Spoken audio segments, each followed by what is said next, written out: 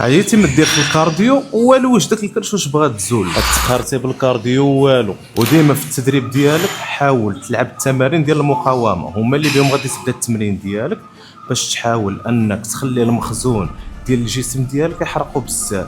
وفي التالي عاد غادي نقول لك سير ديال الكارديو. داك الساعات الجسم ديالك يبغي الطاقه، والطاقه تكون سالات لك في التمارين ديال المقاومه، وداك الساعه تخلي الجسم ديالك انه يعتمد على الدهون ويجعلها مصدر طاقه، وداك الساعه كتولي تحرق الدهون. اول حاجه راه خصك تنقص من السكر وتحيد عليا داك الخبز، وتولي تشرب الماء بزاف. لا ما نقول لك بعد على داك الوجبات السريعه، راه هما اللي مخليين لك داك الكرش وداك الامعاء ديالك منفوخين بحال هكا كما كتشوفوا دابا. النتيجه هذه